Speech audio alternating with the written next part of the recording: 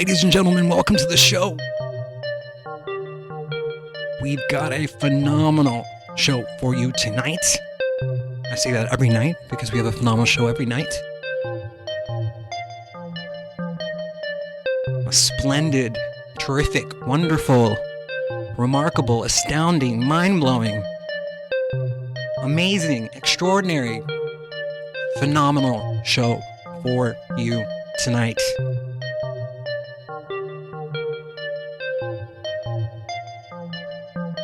If you're here with us to bear witness live, thank you so much. We appreciate your presence live. Many of you listen to the podcast version of this, which is completely okay because I transcribe the magnetic energy of what we're doing, which is a sacred event, into the recording of this. Because I do regard these events as highly sacred. Because they are.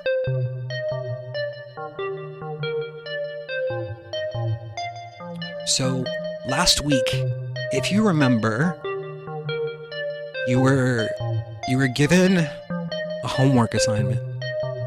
And your homework was to do something above and beyond for a complete and total stranger. And then when they asked, you would tell them that you would just pay that forward. They would pay that forward. That same level of kindness. It's like the butterfly effect of kindness. So, did you do the homework last week? Okay, well, if you did, great. If you didn't, you still have time to do that. Because, as I said, ladies and gentlemen, last week, that our connection to each other is divine. And in the last few years, there have been forces that have tried to disconnect us from this divine connection.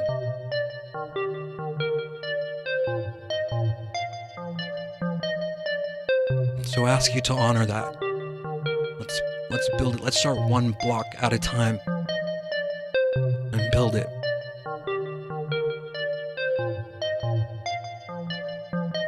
I said that I would talk about the state of the podcast a little bit. Well, the podcast is great. We're still ranked in the top 100 in the world. And we're doing shows every week. We've got a phenomenal lineup next year. But I really wanted to give an end this year with a bang, with a very special guest for you tonight. He's a friend of mine. His name is Gardner, ladies and gentlemen. Xavier. No, not yet.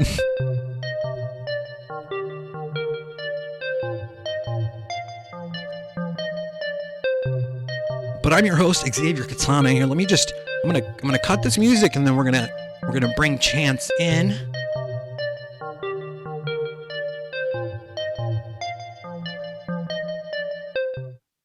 Gardner is an award-winning visual artist, 3D animator, composer, and the writer-producer of the cult classic documentary series Magical Egypt.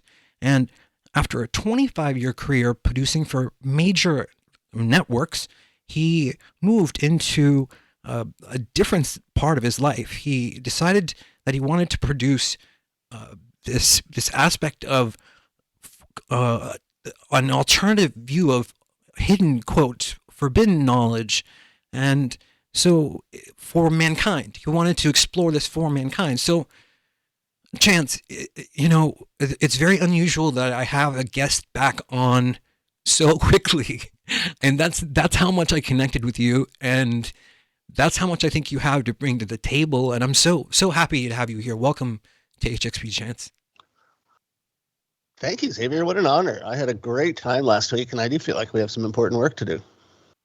Yeah, we always do, don't we? I mean, that's part of it. I think that's part of our service to mankind, whatever you want to call it. It's important to do this work, this type of work, where we're not just discussing, but also doing. And yeah. So, okay, Chance, I'm just gonna get right into the nitty gritty, the juice of this all, and I'm going to Go for present it. you. I'm going to present you with a thought experiment. Okay. So I want you to pretend that I am an alien species and I've come here from galaxies away. And I've observed the planet for many, many years.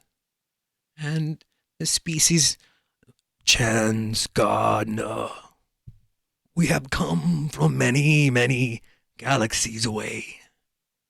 And we are here to decide the fate of your species. Show me what you got.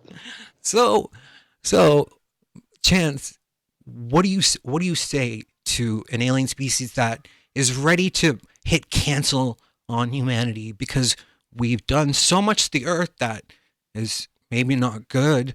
We've done so much to each other that is maybe harmful. So what do you say?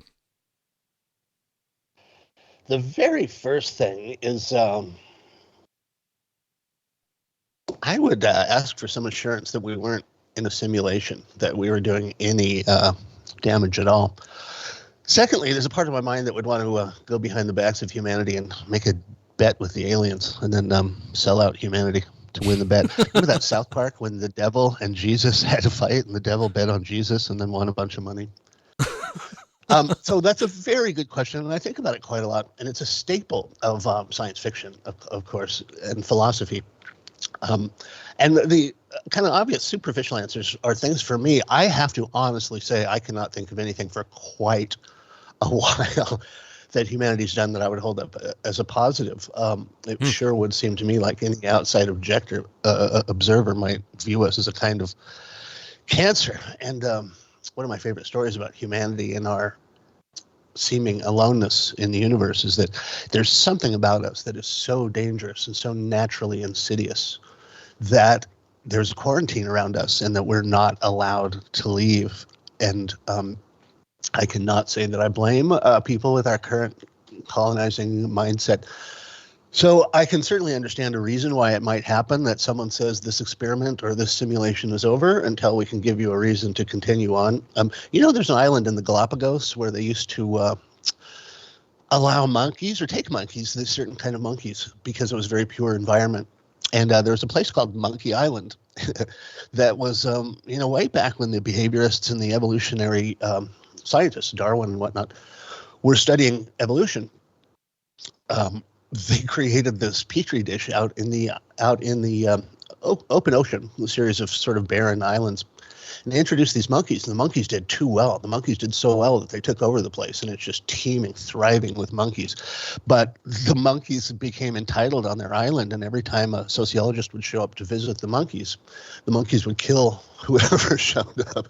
And so the island now is it's under quarantine. No one's allowed to go. And I suspect that maybe our planet might be something very similar to that. So if someone were to say you're going to end unless you give us a reason, I would have to hold up our artistic contributions. An assumption that the aliens have the same sensory inputs that we do and would understand art the same as we did. But if you could, the lyrical intelligence of Kurt Vonnegut, the amazing immortal author from the 70s, the songs of the Beatles, the songs of Laurie Anderson, the books of Charles Bukowski, our literary offerings, our artistic offerings. There's something very unique in the human psyche, I believe, that we produce things that are whimsical, things that are distortions of truth, so that we can look at the universe from all of these different perspectives that aren't necessarily the visually apparent perspectives. More important than that, so I would hold those our artistic expressions up. Our technological accomplishments are undeniable, but almost always seem weaponized. And just about everything we've done in the tech industry seems to add a tick to the aliens argument that we should be put down. But our artistic expressions, I think, are remarkable. But I just want to give you one more idea. There's a lot of friends that we have, because of the nature of our show, that are new agey or very on the cutting edge of things, on the cutting edge of human experience.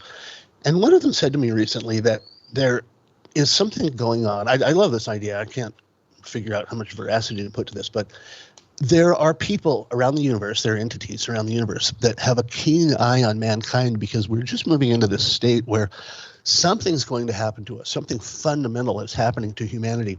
And it's so interesting that the rest of the universe is watching us to see what's going to happen. It seems like we're about to evolve into something that we've never been before and that the universe has never seen before, which is a very interesting thing. Like, I want to be present to see what that is. And what I suspect, I mean, since I first heard this, and again, I want to say I don't consider this absolute truth, but it was certainly the most intriguing idea I've heard from last year.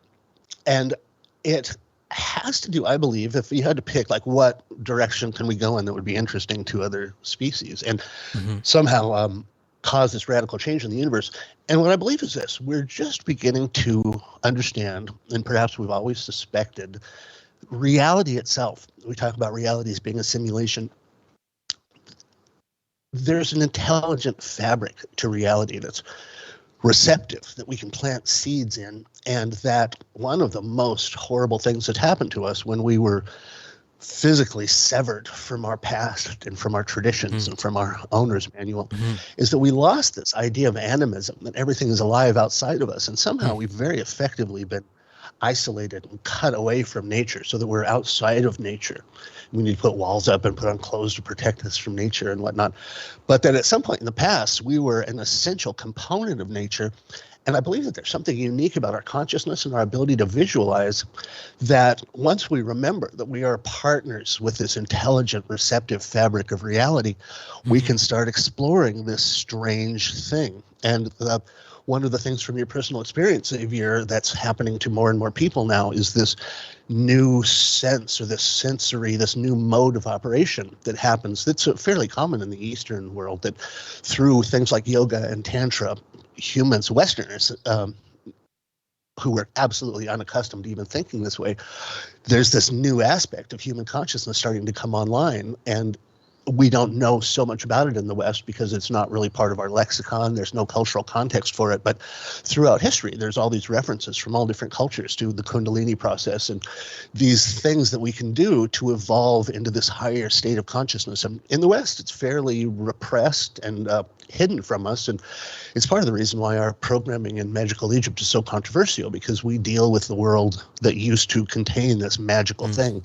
that's still there and still available. And the trigger for it is still placed in the center of every one of us. And it's only because it's unfamiliar in our society that we're not talking about it more, because it really is, it seems to be the most important thing that there is.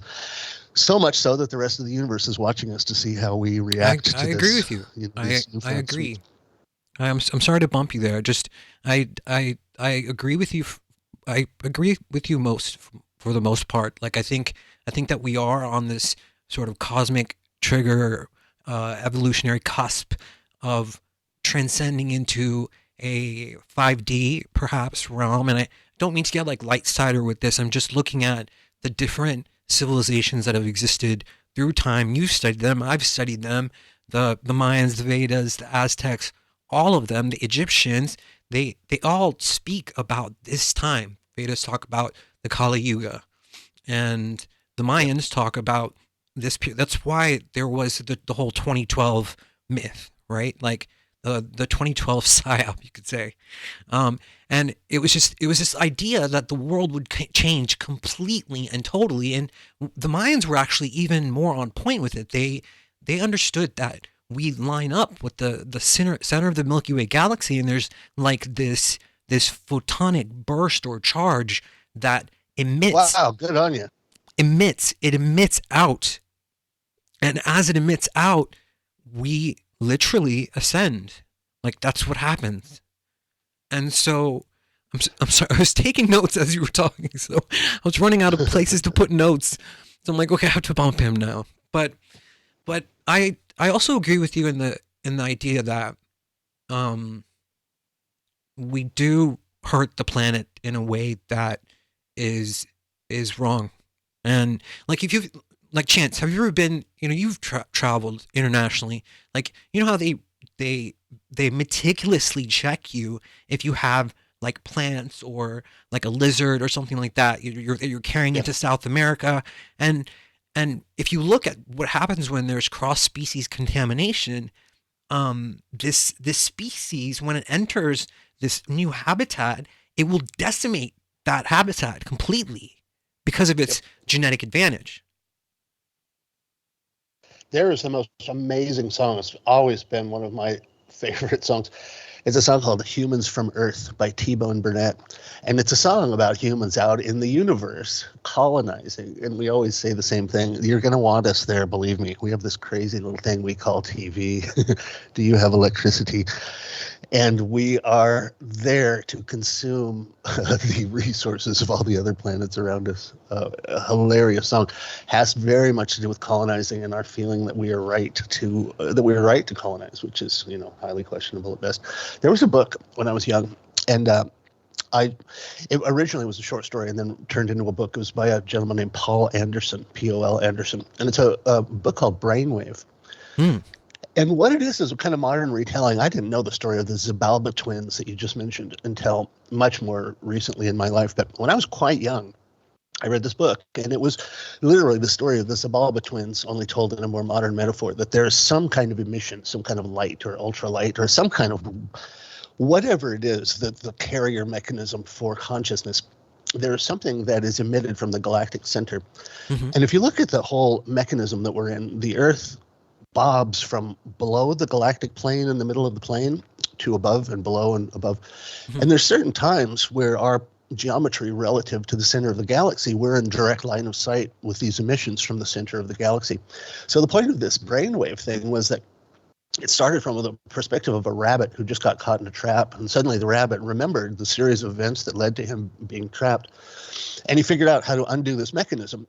And then it goes to something else and something else. And basically what it was as Earth moves around the galaxy, the Milky Way galaxy, we move through periods of greater and lesser electrical conductivity. We move through vast stretches that are electrically dampening.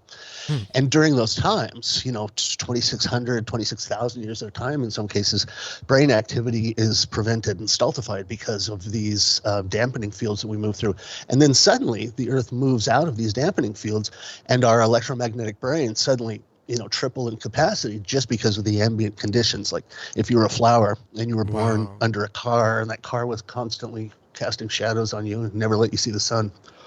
Then the car was moved. Suddenly you're going to have this radical growth, and it's going to seem like almost an evolutionary shift for you. Mm-hmm. But interesting idea that ambient conditions would have a huge effect on our intelligence, our intuition, and the functions of the brain. And if you understand the way conditions change as we go around this giant wheel every 26,000 years around the Milky Way galaxy, you can see that there's periods of greater and lesser growth. And so the yugas, like you were talking about, we're in the Kali Yuga right now. Mm-hmm. The only good thing about the Kali Yuga is that we hit our lowest point. We bottom out, as alcoholics say. We hit rock bottom. And then you start bouncing back. And the fun of humanity is that rise again, where we start to remember all these things about ourselves that somehow we forgot in the dark ages. Hmm. I'm going to try to answer shorter. I literally have an egg timer in front of me that I'll start using. Really? Okay, cool. I'm glad. No, I mean, there's so much to say. And I think, in the last 3 years, there has distinctly been a sort of burst wave of something that has caused more people to start asking questions, wonder why, and wake up. Yeah. And it happened during 9/11. And as the people we've talked, I'm sorry to interrupt, but as you know, you and I both have started to experience this exponential increase in people having this experience, this Kundalini event. And most of them, because if we know them, they're Westerners. They have no context for it. But there seems to be something in the ambient circumstances that we're in that's causing this evolutionary shift in consciousness among certain people. And so it's very interesting. That whole Zabalba twins thing, it's in the if you read the very few remaining Mayan codices, it talks about the Zabalba twins are these either a binary star system or something at the center of the galaxy, and one of them is a black hole, and the emissions from this black hole apparently are extremely impactful on human consciousness. And so we're starting to feel it. And there's something about the amplification of consciousness that seems to lead to these Kundalini events as well. So I feel like we might all be looking to the East. This was, in fact, how the book ended, that everyone ended up realizing, wow, the Hindu Vedas and the Buddhist writings have had this secret roadmap all this time, and for some reason the West buried it, so we didn't know what was about to happen to us. But people like yourself, Xavier, we're bringing, and I'm certainly devoted my life to doing that. There's a certain dignity and privacy in keeping these things to yourself, but there's also a time when it's appropriate for good citizens like you and me to start telling people this strange new truth, that the rules are different, and the potentials, a door is opened and there's potentials at our feet that are going to be amazing if people learn how to pick them up. Yeah, hopefully soon we'll need a galactic positioning system instead of just a global. Like I'm ready to evolve past this place. Like Yeah. I'm at a point where I'm like, okay, like I've soaked the experience that I want up, and I want that self-realization within my lifetime, and I want to break out of the quote matrix or whatever it is, the reincarnational loop. And that seems to be a big part of it. You can go into different stories about the so-called white light or whatever, and then we could talk about archons if you want. Like, I mean, perhaps there are these sort of half gods, demigods that maybe feed on our energy, our emotional energy, all of it. You know, Yep. Monroe talked about it. He mentioned it as Lush. I'm sure you've heard. And so, I Yep. mean, what's your stance on that aspect of things, as far as like, okay, we're here, and there are these there are these other beings there, and how do you think that interplay is working out? Some of the most interesting writers, there's a lot of people out there who will love Carlos Castaneda, myself, George Gurdjieff, after my time with John was such a fanatical George Gurdjieff fan. There's so many different cultures that talk about this, and oddly enough, a lot of them use the same phrase, the horror of the situation. There was a moment in the Carlos Castaneda books, when Don Juan is talking to his initiate, and he's kind of skirting around the subject, and he brings up this thing called the horror of the situation. Gurdjieff brings up the same thing in a different context, that if you be careful when you start studying and looking at reality, because there's a very comforting veil drawn over this awful truth that we might be here as the harvestable fruits. We are here. Basically, what we do to chickens and cows, we keep them to feed off of them. There's a really compelling line of tradition that we are food for a higher being. And so, you see these things on DMT, you see other entities, people talk about archons. There's a story, so basically these things hate us and either keep us for food and feed on our misery. And there's a lot of different traditions that have some compelling evidence for that. And there's another thing that is related to this. It goes all the way back to Sumeria and some of the earliest writings. I love Zecharia Sitchin when I was 9 or 10 or 11 years old, but as I get older, there's some critical cracks in his journalistic trustworthiness, and there's some things that make it a little bit squirrely. But in his basically the problem with Sitchin is that nobody else that speaks Sumerian will agree that he's translating these things correctly. So it's hard to know exactly what's going on there. But one of the stories that's been around from the very beginning, in fact, there's this amazing author, Robert Lawler, who used to live with Venice and I for a while.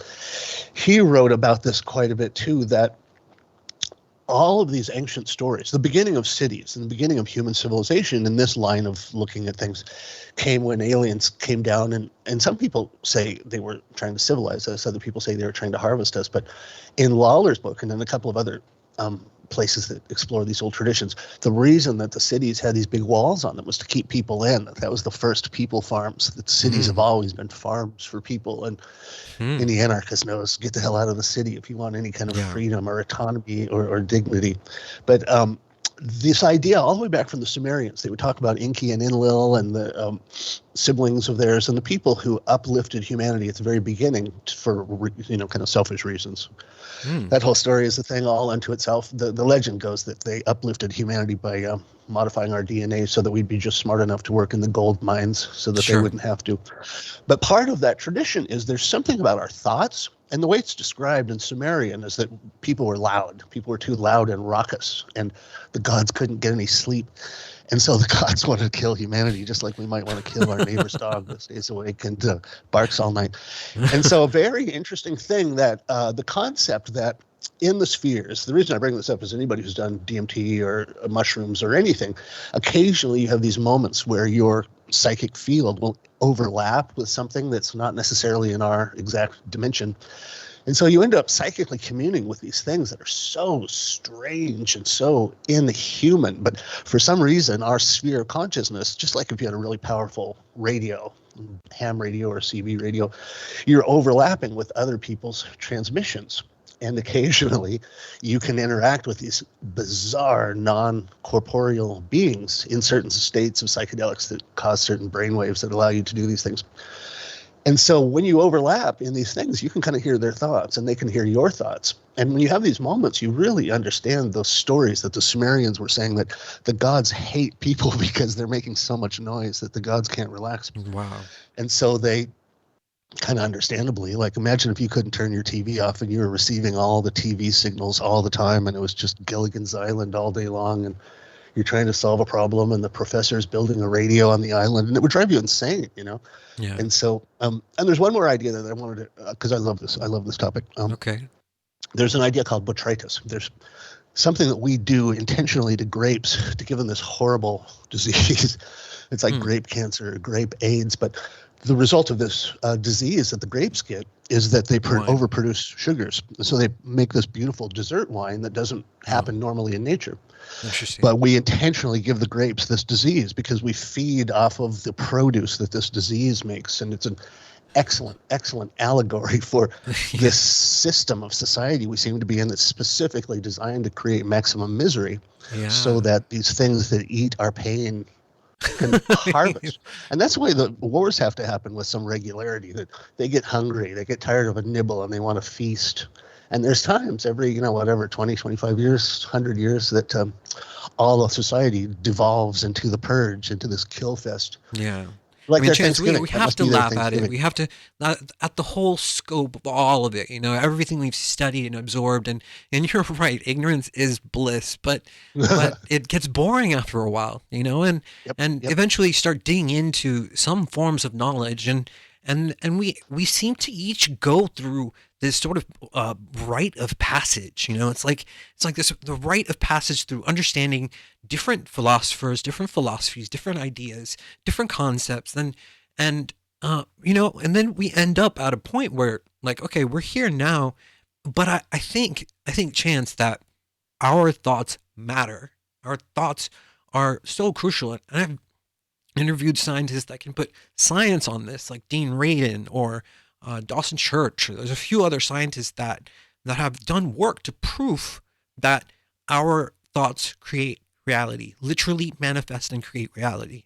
And so I think these beings, what they are the most afraid of, and why the propaganda and everything is so necessary, is because they're so scared of us figuring out that through union and through connectivity, through peace amongst ourselves, we have immense power to create reality. Right. Speaking of that, Xavier, let me do something. Let me turn the tables on you for a minute and ask you to do a homework thing. Okay. It's just a thought. It's another thought exercise. Okay. It seems the tables have turned, Mr. Bond. Here is what it is. What would you do if suddenly you were in on this secret that you had a different relationship with the intelligent fabric of reality than you thought, and that you were to realize that all of society was there to keep you from realizing that you were a god, essentially, or that you could make a deal with reality so that the things you wanted the most would happen? What would you do if we were really here and the entire universe was watching humanity because we are about to do something that changes the universe? What would you do? How would you use that power once you discovered it? So think about that. Maybe we can talk about it at the end of the show. Or maybe it doesn't need to be said, but it needs to be thought about. So I want to understand. Want to understand the thought experiment. Like, what would I do with the knowledge of that power? Your ability. What would you do if you understood that whatever you projected into reality would happen? I mean, I feel like It's a big exercise because it, you're damning yourself by thinking small. Like maybe we just have a small window of opportunity to absolutely change everything. Anyway, I don't want to answer for you. Think about no, that. I want peace. Like I think for me, I think in my heart is when other people are happy, when my friends are happy, that in turn makes me happy. And so I'm a very empathic person, so I think that when I see other people feel pain, I don't like that. And I think this system that we've been sort of conditioned to be in, and the 9 to 5 and all these things, that's not what being human is. Like, we are spiritual beings having a human experience, but but life is not your 9 to 5 job. I mean, yes, you have to do that to survive. That's what they tell you. But I think it's so much more than that. It's the dimensions of experience. There's so much. It goes so much deeper. And so I think I would give people the ability to be liberated from that condition. Brilliant. I There mean, seems to be an active. One of the things about the West, the United States in particular, they say was a sociological petri dish. It was really one of the first times that people were allowed to grow outside of the suffocating influence of a monarchy or a hierarchy, where if you were in the same room with Prince Charles, Prince Charles would get a very different bit of attention than you would. And there's something built into this idea of a hierarchy that some people are just better than others, which most people have a really hard time swallowing. And part of the things that they do to perpetuate this idea that some people live in absolute unfathomable wealth and opulence and other people live in dirt and are eating crap all day long. The idea that that is normal is perpetuated. And there is this whole body of knowledge that was written about very brilliantly by Machiavelli in his book, The Prince, about how do you hold on to power. And the way you do it is you keep everyone else disempowered. sure. Take away their identity, take away their hopes, take away humor if possible. I don't know if you've noticed there's a war on humor. There's a war on sexuality. Everything that makes us There's a war on beautiful, everything that everything. makes us human. What's that? There's a war on war. It's like all we know is war. Yeah.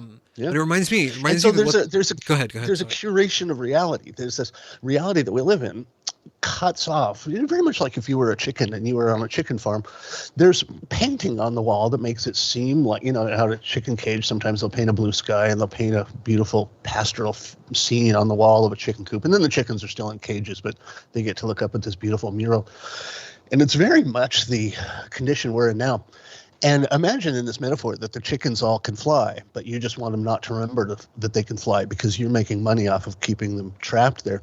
And so you've created this artificial reality, this artificial paradigm that there's no mention of famous flying chickens from the past. There's no mention of the chicken's eye view from 100,000 feet, that these ideas of autonomy and these ideas of flying have been completely withdrawn from chicken society so that they make better harvestable walking meats.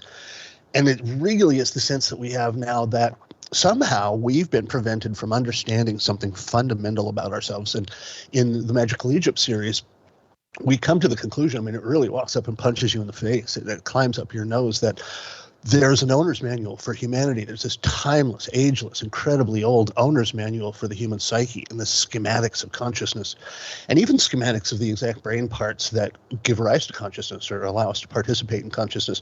And for some reason, these have been very carefully weeded out of our culture so that we don't know that there's all these extra things about ourselves. We don't even know there's an owner's manual that, like, when have you ever bought an appliance that didn't come with a 5-page owner's manual, and up in your head you have the most complicated machinery that's ever existed, and you're born into this world with virtually no guidance. Nobody told you. There's parts of your psyche that you don't even know about. You might be able to travel in time, you might be able to fly, but it's better for us if you don't understand those things about yourself. And so our past has been stolen from us, and our reality as it's presented to us is not correct. And so once you start studying these things, and especially when you look at ancient civilizations, they celebrate and worship and immortalize these things about ourselves that we've been trained to believe don't even exist.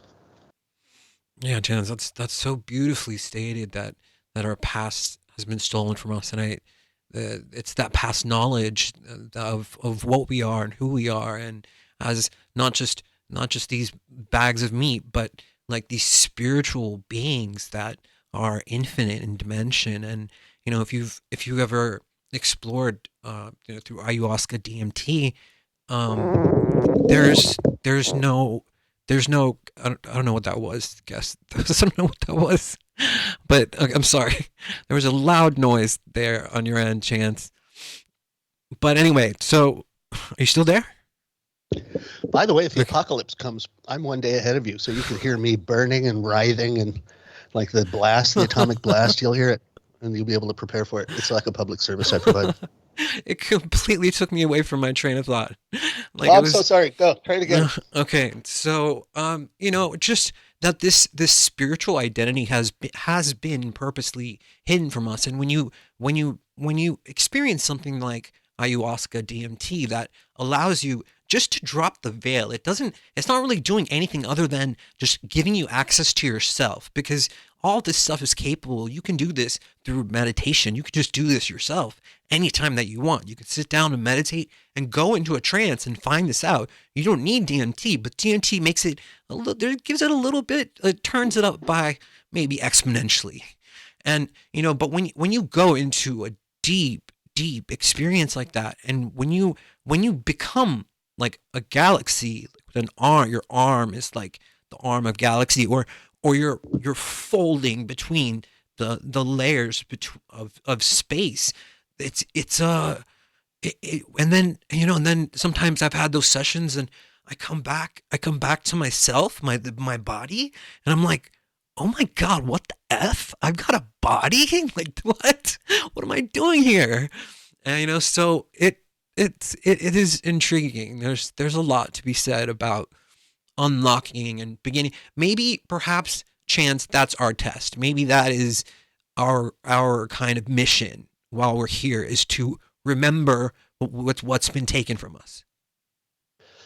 Exactly. And a big part of that, I think we've talked about this before, there's so many different secret and fraternal societies that there's a stage in that work, and it's very secretive, but there's a stage in that work where suddenly you find out all your previous faces and all your previous names. And one of the things certainly that's been taken away from us in Western culture is the idea that we might be an eternal consciousness and we move through a succession of physical vehicles. And that's a pretty important thing to know. Much easier to bully and terrorize someone if they're afraid of dying. When you get to that Obi-Wan space where you're aware of yourself as a continuity of consciousness, and that any individual, it's like stealing one of my shoes. If you take this body down, I'll come back. I'll come back again in a better, funner form. It's an interesting thought, and it's one of the ways that they've always used to scare us and bully us. And, the whole idea of martial law is the idea that I am my body. And if I'm not, then I'm a much harder person to govern. Hmm. And I'm going to be getting up to a very different set of activities during the day. Yeah, I mean, a chance. Something that I see everywhere, all around us, is like distraction, distraction, distraction, distraction, distraction. Elon Musk, something over here, over here, over here, and it's all around us. And like, what people don't, or what I see in my experience, what people don't see is that it's not out there; it's in here. It's like inside Yep. yourself. Turn inwards. Turn that awareness Wow. inwards through meditation, and align with whatever is going on a cosmic trigger level, because this is the time. This is why we're here. We came here to witness this and to experience this. And if you really want to understand that, then I mean, I tell this to people all the time, but just meditate. Just turn Yeah. inwards and put that focus inside yourself. If you try and understand that it's all a clockwork mechanism and that you're one of the gears, you're essential. You're essential to this. You might be God. You might be God. I mean, the worst thing about being God is the unbelievable boredom. And wouldn't you want to, like, how often do you stop doing what you're doing and go to the theater? It doesn't even exist anymore, but you turn on TV and you escape by watching Forrest Gump or something, and just for a small period of time, you become Forrest Gump and you forget who you are and you forget the miserable realities of your boring existence, and you become, Indiana Jones or Forrest Gump for a minute. And I have to believe that whatever the ultimate sentience is at the very top of the hierarchy, the undifferentiated primal consciousness of the universe, one of the basic functions of consciousness is to get bored. And so you might, like the king who dresses as a villager and wanders around the village, you might be God, Xavier. You might be God watching and part of the fun is that you have to trick yourself into not remembering who you are, because it's no fun when you're watching a film and you can't get invested in the film because you know how it ends. So you Yeah. might make a deal with everyone around you. Don't tell me. Don't remind me I'm in a movie until the movie's over. Yeah. Yeah, it's exactly like Santa Claus, except you, all of us, we are God. We forgot that we entered this sort of video game, and it's so realistic that we feel like it's, oh, this is real, this is real. But actually, dude, you're just having an experience. You're probably plugged into some computer interface somewhere, and when you come out of it, you're gonna be like, oh my God, it's so obvious, Oh, of yeah. course, Yeah. and so it just it. I don't know, Chance. Sometimes I'm closer to the truth than others, like, and I wanted to ask you, like, what do you suggest? Like, I feel there's a lot of people out there that feel doubt. I mean, because it's all around us. We're told, broadcasted, like, and they live like there's this broadcast of Yeah. fear and doubt and like dark stuff. And like, I'm so tired of it. I don't want to connect to that vibe at all. Yeah. So I Well, mean, what do you do? one of the things that really helped me, they say consider the source. Or Marshall McLuhan said, the medium is the message. When you look around at all the input sources in your life, and some of them are beautiful, some of them are like flowers, some of them are like beautiful literature, and there's other mouths in your life, probably the ones that are closest to you, that are poisonous and destructive and depressing and disempowering. And what you realize is damn near anything that has a glass screen on it, this portal to God knows where, there's a message that comes in that's pure poison. It's pure, horrible adrenaline and fear. And I feel weird talking about this because I'm a child of the media. I spent 20 years working in network television, and I was partly responsible for the web of lies that we consider to be our culture. Consider what voices in your life are producing what messages, and it's entirely within your capability to get away from the computer, get off of social media, stop watching TV.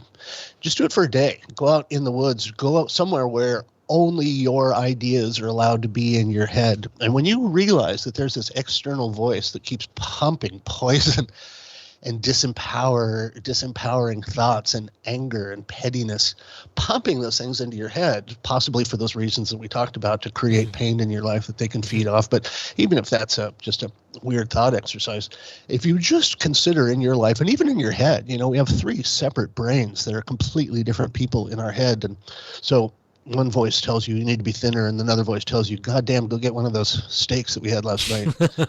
And that champagne's not going to drink itself, my friend. And you have all these contradictory voices in your head. And understanding that, select which inputs you're the curator. You're the curator of your own head. You know how you go to a party and everyone's wearing the same clothes because they all shop at Target or whatever, and you are the curator of what's inside your head. You're the designer of the curriculum of your life. And most importantly, you're the guy that you're the moderator, to use a podcasting term. You get to decide what voices to mute. And you start to realize all the voices are remarkably consistent. So if I just find that voice that's telling me to hate people or telling me to fear or telling me to whatever, be afraid of something so that they can sell me something, and the more time you spend, well, this is what you'd said to start with, the more time you spend curating your own garden inside, the more you realize I'm not letting any nitwit or any insane person dictate what's in my head. And so the very first thing you do is understand that you have a direct main line of poison coming in you through organized official media. Yeah. I love your idea of just unplugging, disconnecting for one day, even if it's for an hour. Just disconnect, leave your phone, go to a spot in nature, and just absorb that, just feel that. It's addictive in a way that there's no words for. I mean, I can't even, maybe those words have been withdrawn from our lexicon, so we don't understand it. But it's just like eating live food for a day. You will not believe how everything changes when you get away from that horrible voice of poison. And like you said, I mean, it's just hidden from us just enough, and it's like there's a very thin layer that we just have to we have to choose to walk through. And that's something else I wanted to bring up to you in this episode was just the concept of free will, because this seems to be a a universal law, a hard law that nothing can impede on our free will. And you can think of ideas why that's true, but it becomes your choice when you choose to move in a certain direction with your life, or when you choose to pick that negative voice, then that's your choice. Yeah. That's your experience. Another thing to constantly be watching for. A lot of people understand this about the education system, and I think we all know teachers that are really good people, so I don't want to paint with too broad a brush here, but there seems to be something about what the education system is evolving into that speaks to this fundamental war that happened in the 1910, even before that, 1870s on. There was a whole group of scientists called behaviorists.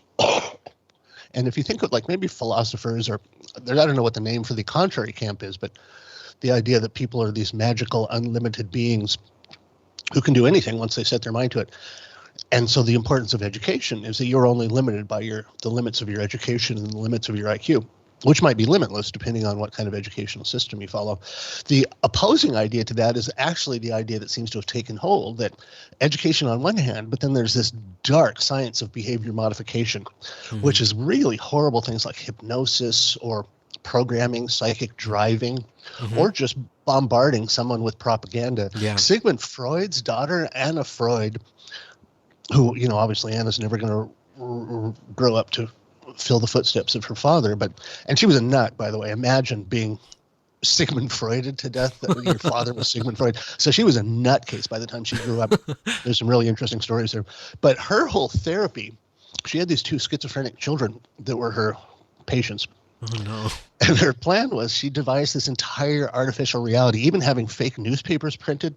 And I think these were obviously the days before television, but nowadays you would have specific television shows created for these people that you're trying to modify their behavior.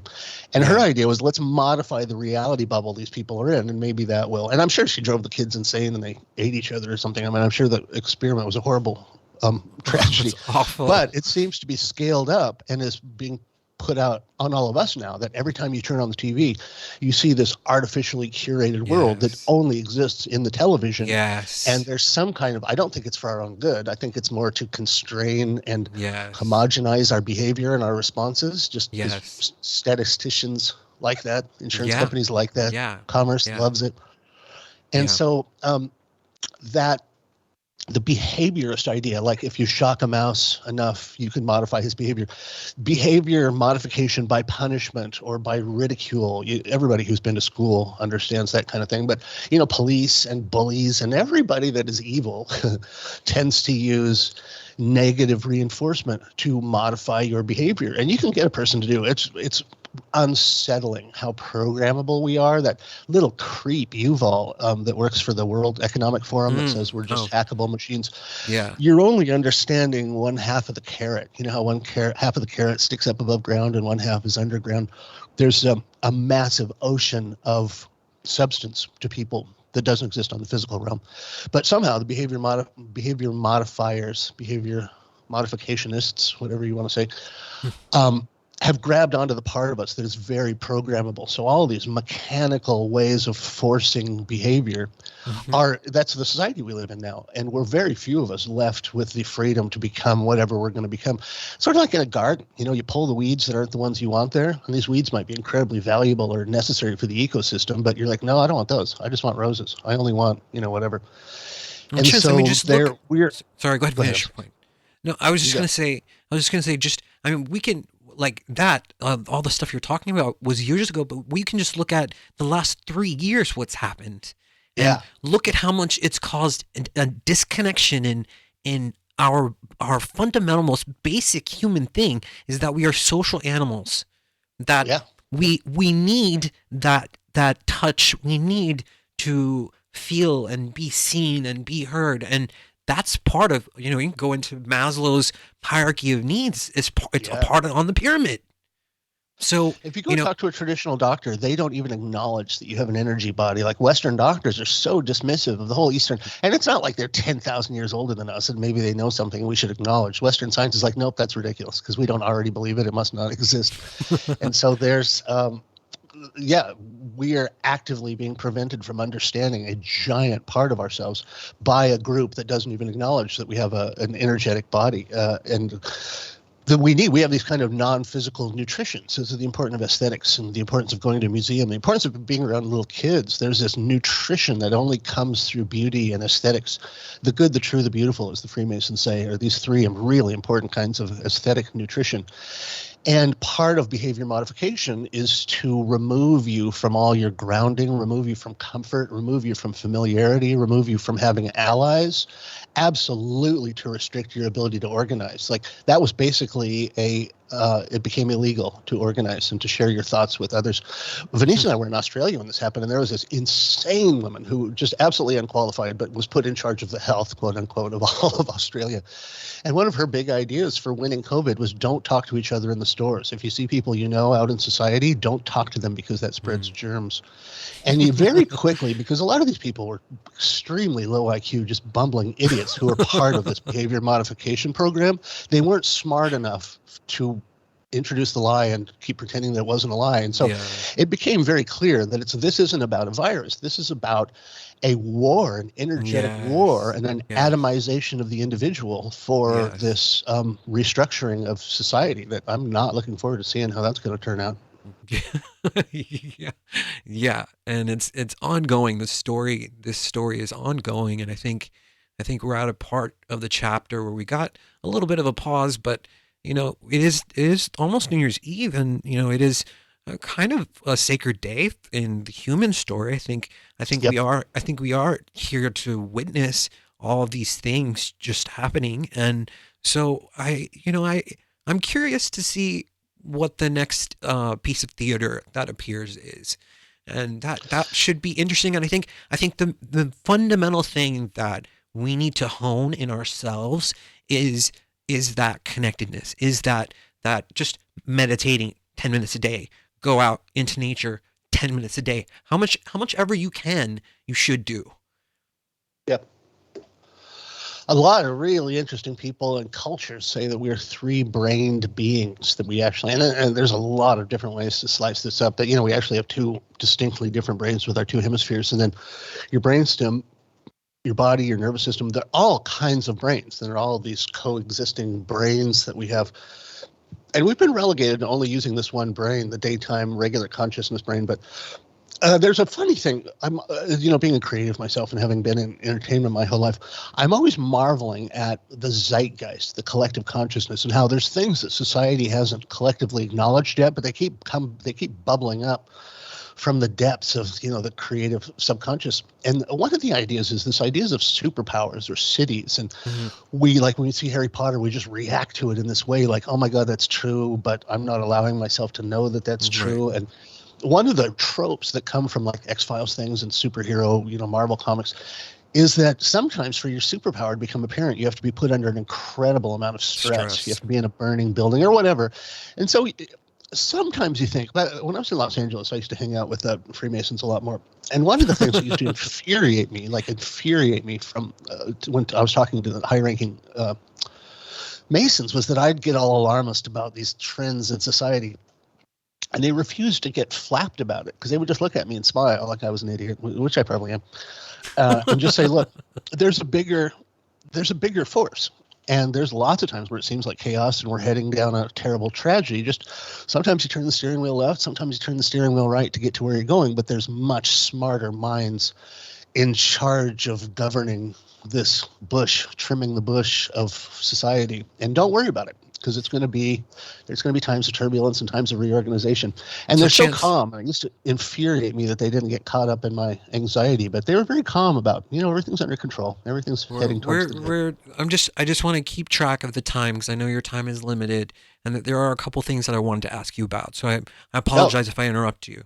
You're right. I wanted to ask you I'll just keep talking, by the way. I'm like a horse. I want to ask you about altered states of consciousness. I want to get your perspective of altered states of consciousness through time? Like, I know there was like the Eleusinian mystery schools and a few other mystery schools back in the day, like during Kemet and ancient Egypt, and now there's even mystery schools now. But how have you seen it evolve through time, and what are the different types of mystery schools that you know about? There are so many. There's so many now. Right now, and let me say in advance, every one of these things I mentioned, there's going to be somebody out there that hates it and says this is of the devil and this is a great way to get possessed or whatever. Oh, that's okay. There's people who are able to be alarmist at almost everything. And that's part of the reason why these things are so pure and undiluted, because if you put a scarecrow out in front, you keep most of the dullards and the dimwits away. That's the point of a scarecrow, to scare away lesser life forms. And if you look at these things with some generosity of spirit, you'll find that there's a reason why they exist. There's an absolute fundamentally important reason they exist. But any organization is susceptible to poison and to rot. And, from the Food and Drug Administration to the FBI to the police, there's literally no organization that hasn't been infiltrated with this poisonous mold. Take me back to ancient times and tell me about how pure they were and how beautiful they were. Please. It may turn out there was never a time when there was initiation without somebody standing there charging you to get in and selling you swag and stuff. But one of the reasons I think where we're drawn to the old mystery traditions, and there's some indication that as long as people have been around, these mystery traditions have been there. There's a weird bunch of very provable historical literature that when the Spanish conquistadors got to South America, the Mayans knew all of these Masonic hand signs, and they knew these symbols from classic masonry, and the conquistadors could not believe the degree of organization of the initiatory institutions here. So the idea, or the word initiation, means you've begun something. And it has this association of like Paul on the road to wherever Damascus, scales fall off of your eyes. Suddenly you see this thing that's in front of you that you've never seen before. And it's a moment of initiation. You went through one recently when you told me about your recognition that the snake in the tree in the Garden of Eden was a Kundalini allegory. Yeah. And it absolutely is. The most fundamental story in our Christian tradition is the story of a snake in a tree. The synapses that go up into your brain is shaped like a tree. And the snake in the tree, of course, is a classic reference to Kundalini. And the eye opening, like the thing that God didn't want is for you to become as intelligent as him. So he gave you this admonition, do not go down this path that will result in your eyes being open. So once you go through an initiatory practice, people will frequently take a new name because their old self is dead and they've been reborn. And it's part of the significance of the allegory of the virgin birth, that you literally are reborn, or this higher part of you is born from this rotten, putrid husk of a physical body. And that you, so that's the reason why people will take on a new name when they've gone through an initiation. When you do DMT, that's a kind of initiation. We've talked about this before, your pineal gland produces DMT. Yep. DMT can be an instant initiation. The whirling dervishes, which are a much later, let's say, a product or an example of the Sarmoon Brotherhood, the Sufis. The Sufis are an interesting, ancient, kind of more Persian, Arabic secret society. There was the traditional Egyptian initiations. All of Egypt basically is this manual for how to go through initiations. I would say the Vedas in ancient India and ancient Egypt are very similar in that there was this self-initiated event that you could cause to happen in yourself. That all of these things, there's millions of different names, but they all basically have this same sort of self-initiated psychic evolution that you go through, usually as a result of this Kundalini experience. So ancient Egypt, all of the Asian cultures. I'm in Thailand right now, where Thailand's never been colonized. I think it's the only place in the world that's never been taken over by someone else. And part of colonization is you get your connection severed to your past. And nobody's ever done that to Thailand. So it's Kundalini world here. Every temple has rising and descending snakes, and everything is third eye symbolism. And it's all right here.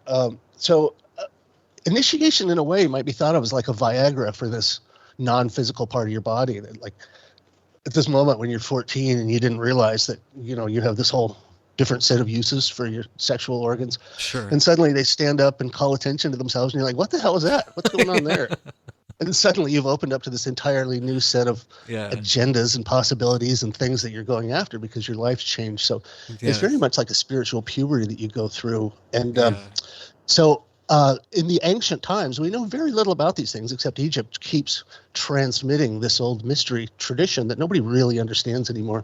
But if you go a little farther along in time, then come the Freemasons, the Rosicrucians. Rosicrucians are extremely interesting, and most of my most advanced friends have had some experience in the Rosicrucians. But then later, the Golden Dawn, and then from the Golden Dawn, the OTO. I have a great friend, Lon Duquette, who was the outer head of the OTO for a while. And he's still very involved with them. And I go to OTO meetings whenever I can. And they're weird. They're cool. If you've ever seen Strange Angels about Jack Parsons, Yeah. that was I the saw OTO. that. What a great Oh, show. it was amazing. My Wasn't that God. amazing? Yeah. We used What's to your live, stance? What's your perspective on Crowley? Like, is he the beast that people make him out to be, or that people say he is, or is there something there? One of the interesting things about Crowley, we saw this later in Michael Jackson and Britney Spears, that there are times when the media, Crowley would never have been who he was without the media. Just like Michael Jackson being weird, just like Shania Twain or Britney Spears, whenever certain people do things, the media will just absolutely saturate the headlines with it. It's not because here's what society needs to know or here's what's good for society. This is what sells newspapers. And so people love a train wreck. People love Schadenfreude. People will buy 1,000,000 times more newspapers if you put a salacious psycho train wreck person in the headlines. Yeah. And so just the symbiotic relationship between a person being colorful and interesting, society really, it's an unfortunate aspect of society. In Australia, they call it the tall poppy syndrome. If you stand head and shoulders above everyone else, look at Graham. Look at what's going on to Graham right now. Yeah. If you have the unmitigated audacity to stand head and shoulders above the masses, there's this grim reaper with a sickle that's going to come along and try and cut you down. And it's a very present thing in Australian culture. If you act a little too smart, a little too big for your britches, or a little too precious, they're going to cut you down because you're a tall poppy. Yeah. And so very related to that Crowley stood head and shoulders among his peers, but it was because the media realized that whenever they published a horrific article about him, so they would lean into it and they would hyperbole and they would over-aggrandize the evil. And then he was smart enough, like Michael Jackson. Remember when Michael Jackson was doing all that crazy stuff? He bought Bubbles the chimp and he bought the bones of the Animal Man. And he didn't do that because he loved those things. He had PR people saying, okay, do more weird stuff this week so we can get you back in the newspapers. Yeah. And so the symbiotic cannibalism of interesting people by the media, I think, is a big part of why Crowley was so popular. The other thing was he was one of the first occultists that was really quite open. Israel Regardie spilled the secrets of the Golden Dawn in this amazing book, Israel Regardie. Okay. And Crowley, in a way, publicized some of the things that weren't supposed to be publicized. So that was another reason why the media, Wow. Largely Masonically owned media went after him, because every time it's happening with Brad and I and you and Magical Egypt, there's some things in Magical Egypt that used to be considered not fit for public consumption. And so you can still see the old guard. And for some reason, they're all occupied elsewhere right now because there's bigger lies to be perpetuated. And so the gatekeepers that were guarding the door that Brad and I and Gary snuck into, they're just not there right now because they're working on a bigger lie. And so there are moments where you can sneak in there and still gain access to these mystery traditions. But for some reason, they're considered not appropriate for the time now. So there's a huge resistance and a huge effort to vilify people who are proponents of it. I like Crowley because the way you can't get too explicit when you're talking about the mystery. So Crowley did what I do, is use the poetic mode of expression to get at the ineffable through art and aesthetics and music. And there's these very specific things that I do that create kind of a hypnotic thing to shut your left hemisphere down. So you're participating in Magical Egypt in the eternal now because your left hemisphere has fallen asleep and your right hemisphere doesn't know past or future. And it's much more engaged in aesthetics and jokes and music and rhythm and non-lingual things. And so these are all ways to, like a secret society. In fact, I don't think I've ever said this before, but I made Magical Egypt to be sort of like a nicotine patch that you can use to quit or to start smoking cigarettes. It's sort of an introduction to the mind state of the initiatory process. And so it's Yeah. happened in a million different ways, but everybody has a Masonic lodge in their town. Just go and sit in if you Yeah. really want to know. Yeah. And there's nothing specific for years and years in Masonry, but when it starts happening, or, it's open to the public. Go to the Masonic Lodge in London, the Grand Lodge, #1, and they have on display all of these central mysteries. They're all geometric problems and these Interesting. iconic things, but they're all right there. Nothing's secret. It's just like you'd say. So, It's Chance, I mildly think difficult, so you have to go through the work to do it yourself. you're right. I think it's the mark of a wise mind to be able to hold an idea, two opposing ideas in your mind without necessarily agreeing or disagreeing with either one until Good on perhaps you, you Xavier. have That's more one of my data. favorite. It's one of my favorite riffs right now. Where you're going. Yeah, so it's like if if I don't want to decide if something is necessarily good or bad or whatever, I just want to hold it in my mind and think on it for a while, then there shouldn't be any reason not to do that. I think that is the mark of wisdom. If you're having an emotional trigger or emotional response to something that you've heard in the news or the media, then it's the psyop worked on you, dude. Like, Yeah. sorry. Folks, listen to what Xavier just said. This is why I have such joy in interacting with him. That is an incredibly elevated thought you've just had. Would have been a thought that was absolutely beyond me, except when Venetian and I first came to Thailand on our initial fact-finding missions here, I'd finished the book that I was reading, and I just wandered into a bookstore and got one of the few books I could find that was in English. And it was a book about Confucius. I never once heard that name before, but most people don't realize how unbelievably smart this guy was. And one of the most important things that he said, one of the things that absolutely killed me, and especially right now, it's like this disinfectant par excellence for the primary disease that we have right now. I have a set of ideas, and if you don't believe exactly the ideas that I believe, then you're my sworn enemy, and I will spend the rest of my life trying to, to defeat you.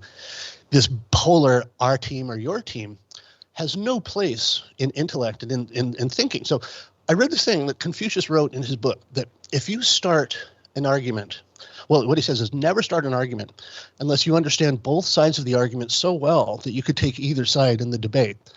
If you walk up to an enemy and you know nothing about them, you've already lost. So Confucius's idea was really the primary load-bearing pillar of René Descartes' basic scientific method, that you have to be able to hold two simultaneously contradictory viewpoints or possibilities or theories in your mind. And then this is what Rupert Sheldrake and I used to talk about a lot. I met Rupert Sheldrake through John Michel, and John Michel used to say about Rupert Sheldrake, you can give him any situation and he'll devise a double-blind experiment so that you have observable, measurable evidence of which one of these contradictory ideas are correct. So you're not a thinking person unless you can hold two mutually. So you find your ideal that you like or any thought, and then conjure up the exact opposite of that. And you have to, for a moment, suspend yourself, exhibit some dispassionate behavior, and really honestly look at both without coloring it by which one you want to be true. And that is the nature of science. It's the nature of intellect. Yes. So having acknowledged that, how far have we been behavior modified, where so many people, I bet 9 out of 10 of your friends think the things I know now are sacrosanct, and God help you if you try and change my mind, because then you're a whatever. So all the words that you get called if you don't think the same. And so that was an incredibly important thing. And I just want to point out what a genius you are, Xavier. Oh man. No, that's not. I promise I'm not saying that to get into your pants. Oh, I don't even know what to say right now. But look, I agree with you. I am a genius. First of all, no, I'm not that much of a genius. I'm just a humble genius. That's the best kind. I wish I had a segue right now. Okay. So this is the where other you're thing, Dr. Evil. Do you know any Dr. Evil impersonation? That no, would be a good time for that. no. But we're running out of time, so I need you to focus, Chance. Please. Okay. Okay. Good luck. So I want to talk about Kundalini because it's very important, and I find more and more people are having these Kundalini activations, or they are activated, and I'm encountering them. And there's something about us finding each other, like you and I, like your K is active, my K is active. It's like what Buddha said, one flame to another. But what if you have two flames? It's almost like a third flame is generated. Like sometimes when you and I talk, my whole back just starts to vibrate and shake. I'm just like, what is going on, man? So Wow. there is this sort of intergalactic activation happening for this planet and the beings on it, and perhaps they're experiencing these kundalini moments, these kundalini activations. And what's your take on this? Like, certainly we're generating these K active people on the planet are generating a type of frequency that is also helping the planet itself. There's a thing that I never would have predicted. I still don't understand it. Something about having gone through this experience. You don't even have to be in the room with a person, literally hearing someone's voice who's gone through this experience. I wouldn't have said that like that was an idea to be taken seriously, except there's been 3 different people that were Magical Egypt fans who weren't even watching the show. They were watching Brad and I talk, and they had a Kundalini event. It was sort Wow. of, it's very much like, there's just something about your brain. I forget which part of your brain does this, but when you watch pornography, your brain doesn't know that you're watching it and you're not participating in it. It's the reason pornography works so well as a wife substitute, that Mm. your brain doesn't really know the difference on some level, on the Yeah. level that matters. And Yeah. so when you are in the presence of this event, sometimes when you hear people talking about it, it's sort of like being in the presence of pornography. There's something about the vibration, or maybe there's something about how we're all on this boat going down a narrative stream. And we know what's going to happen, but we don't know what's going to happen at the same time. And that we just are not aware that this really incredibly important threshold moment that we all should be striving for has been taken away from us. There's a thing called an egregor. You know what an egregor is, No. Xavier? No. It's a magical term, and it has to do with like a church, but it takes place in theaters. It takes place in comedy clubs. Happens in Masonic lodges. The reason this word came up is it's kind of a Masonic term. It's a magical term. When, say, 20 people get together in a magical lodge, an egregor is born that is the total of them together. So like if 20 people got together and created a historical society, that historical society becomes a living spirit, an egregor. And it's much more alive than you think, and it starts exhibiting its will on the group.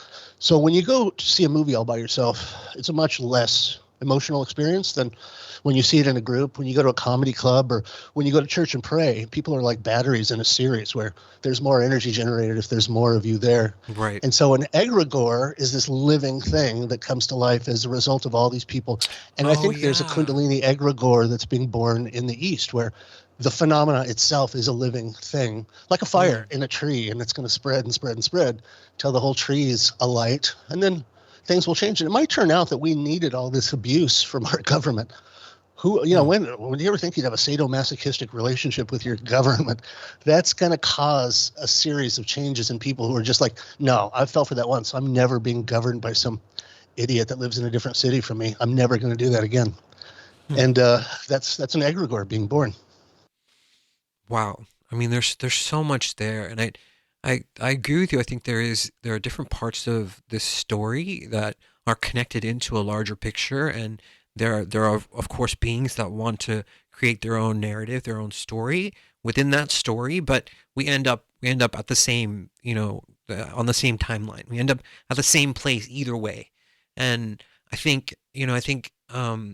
from one of our conversations, I think that something that either you said or I realized was like, oh well, there is this sort of, I don't know, this evil taking place, and but matching that is good. And when the agreement that evil and good made was that evil could do what it wanted to do until the very last moment, until Wow. the very last second, and then good would win, or the light would win. I think actually Venice told me about this. I'm mixing it, but she's that wise, and it like, it exploded in my brain. I was just like, wow, that's so true. Like that fits what's going on right now. That's where we're at now. We've talked about that idea, anamnesis, that Plato, this is Plato's idea, that he would suggest you've lived through this series of incarnations, and maybe it's 100, maybe it's 1,000, maybe it's 10,000, maybe it's 1,000,000.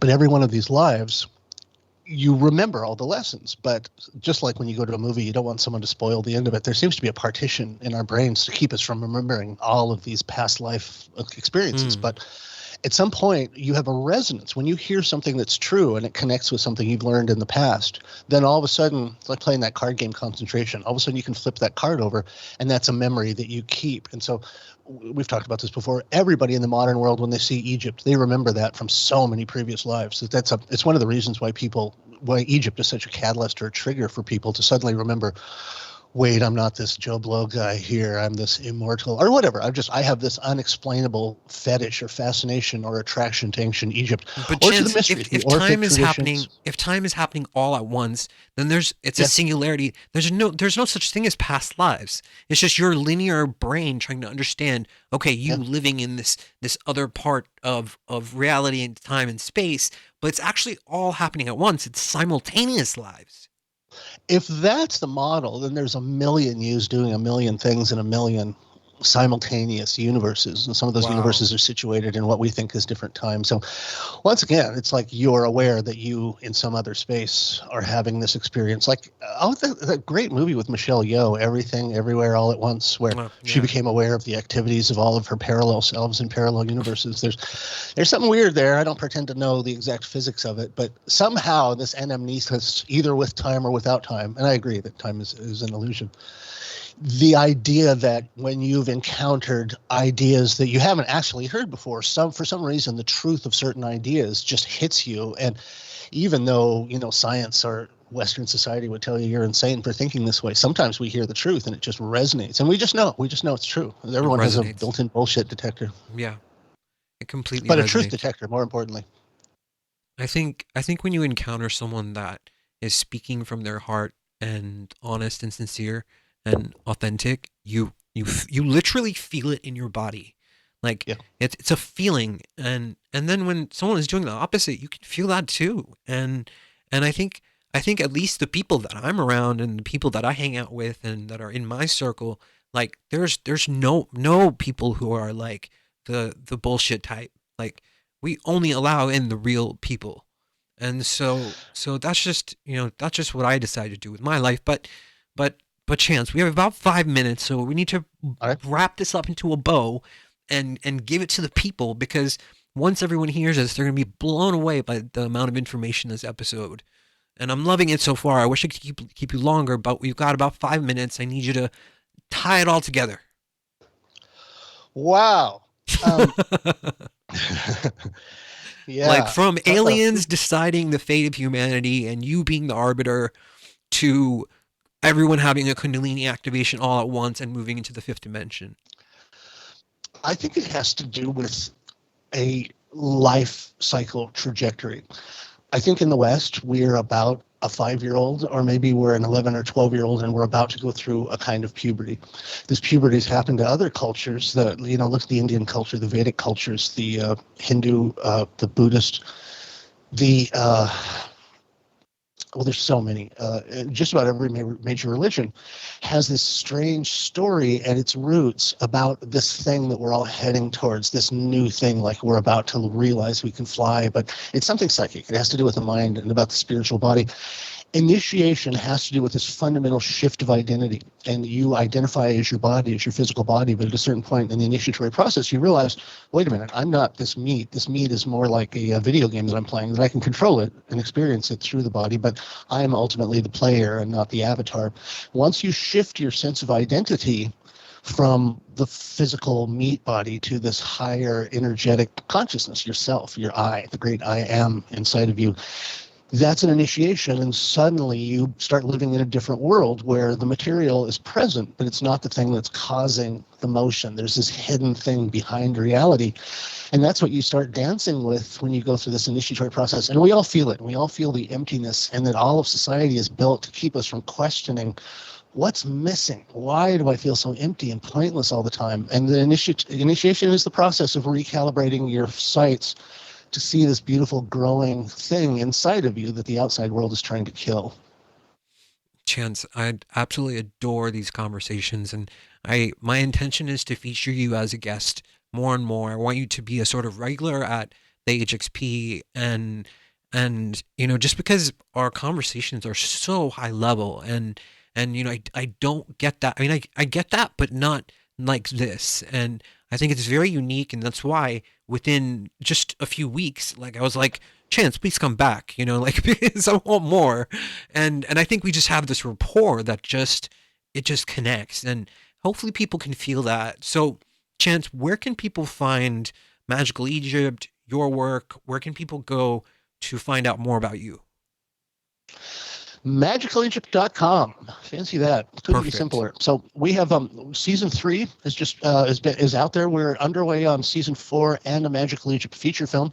But you can watch all the shows and hundreds of hours of podcasting and brilliant conversations like the one I'm having with Xavier. It's all on MagicalEgypt.com. Perfect. Guys, what a show. What a show to wrap up the year and just kind of just, be done with the all the drama of at least 2022, right? And Yep. so, Chance, wish you a very, very happy new year, my friend. I hope that Same to you, we Xavier. we exit this matrix very, very soon. And I'm just gonna play the roll credits, and we will be back next week. Of course, we're gonna be doing this weekly, and back to the old schedule every Thursday. And I'll catch you guys next week.